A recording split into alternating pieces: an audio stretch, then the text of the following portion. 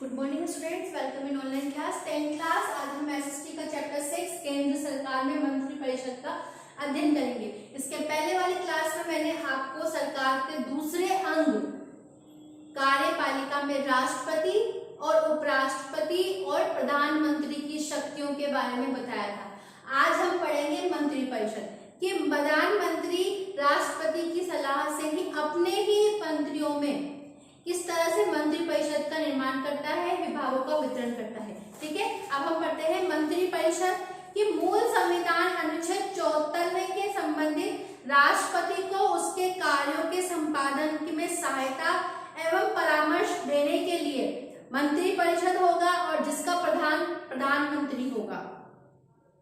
सैद्धांतिक रूप से भारतीय संविधान के द्वारा समस्त कार्यपालिका शक्तियां राष्ट्रपति में निहित मानी गई है और राष्ट्रपति को सहायता के और परामर्श के लिए प्रधानमंत्री में एक मंत्री परिषद की भी आवश्यकता पड़ती है।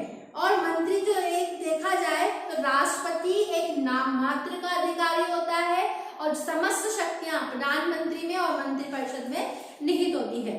सहायता और परामर्श देने की वाली समस्त शक्तियां मंत्रिमंडल में ही निहित होती है। अब पढ़ते हैं मंत्री परिषद का गठन कि प्रधानमंत्री की नियुक्ति कि भारतीय संविधान के अनुच्छेद 75 के अनुसार प्रधानमंत्री की नियुक्ति राष्ट्रपति के द्वारा होगी और अन्य मंत्रियों की नियुक्ति राष्ट्रपति के द्वारा प्रधानमंत्री के परामर्श से की जाएगी। कि प्रधानमंत्री की नियुक्ति राष्ट्रपति के द्वारा की जाएगी, लेकिन जो मंत्री होते हैं और प्रधानमंत्री और राष्ट्रपति दोनों के परामर्श से प्रधानमंत्री परिषद की नियुक्ति की जाएगी।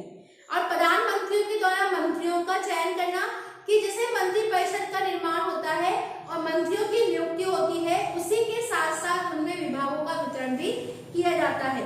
कि अन्य मंत्रियों की नियुक्ति के संबंध में संवैधानिक स्थिति ये है कि राष्ट्रपति प्रधानमंत्री की राय से अन्य मंत्रियों की नियुक्ति करेगा और प्रधानमंत्री परामर्श को मानने के लिए भी बाध्य होगा।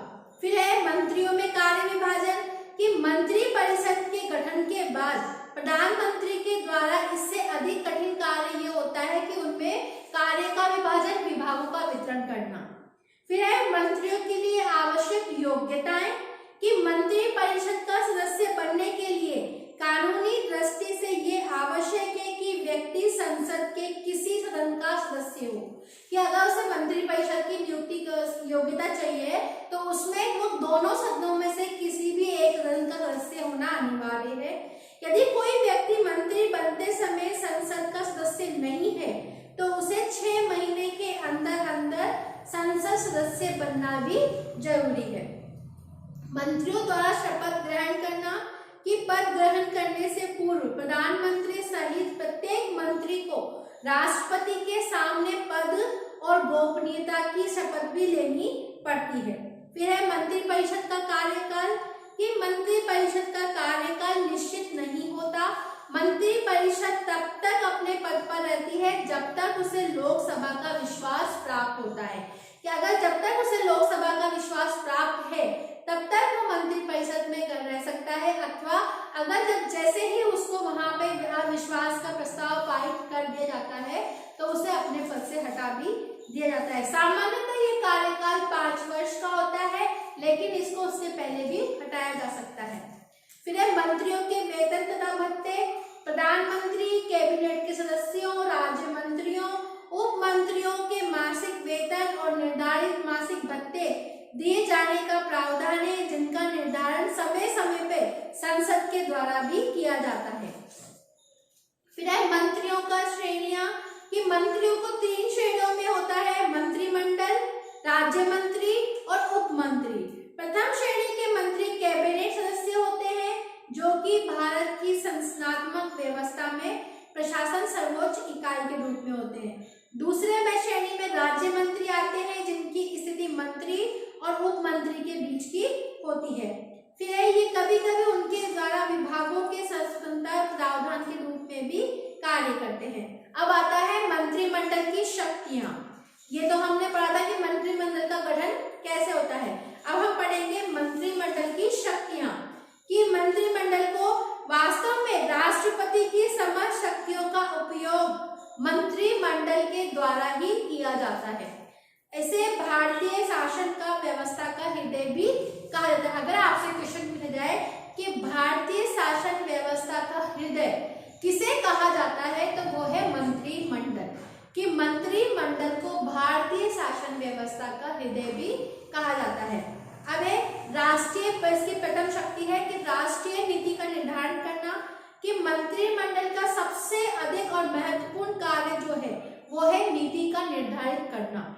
मंत्रिमंडल ये निश्चित करता है कि आंतरिक क्षेत्र में प्रशासन के विभिन्न विभागों के द्वारा और प्रादेशिक क्षेत्रों के दूसरे देशों के साथ में संबंध किस प्रकार बनाए गए, कि क्योंकि किसी भी कार्य को करने के लिए हमें एक दूसरे के ऊपर निर्भर रहना पड़ता है, तो एक राज्य का दूसरे राज्य के साथ में संबंध किस तरह से बनाए रखना है, तो ये निर्धारण मंत्रिमंडल के द्वारा ही होता है।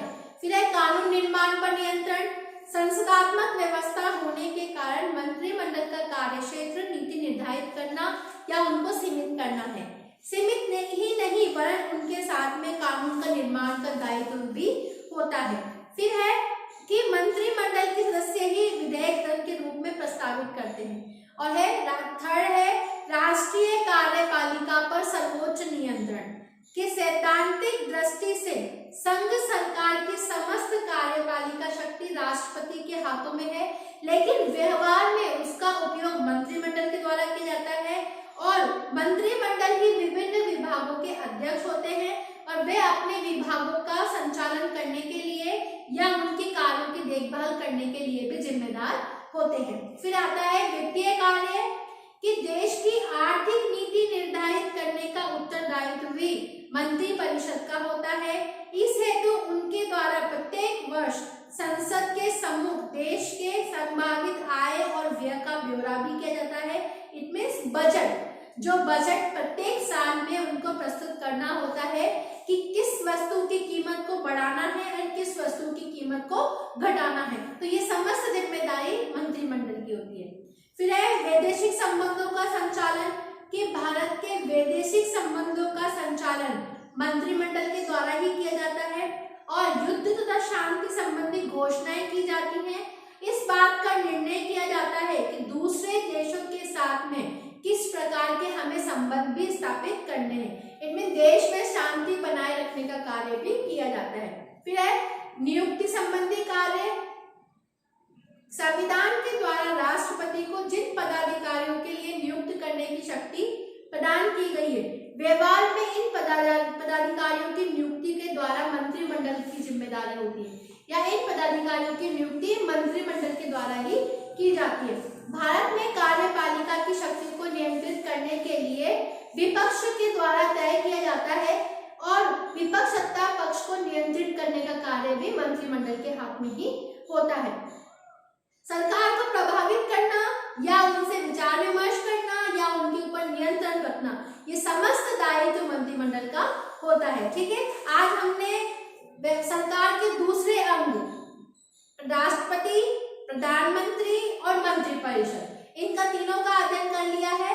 अब अगली क्लास में हम सरकार के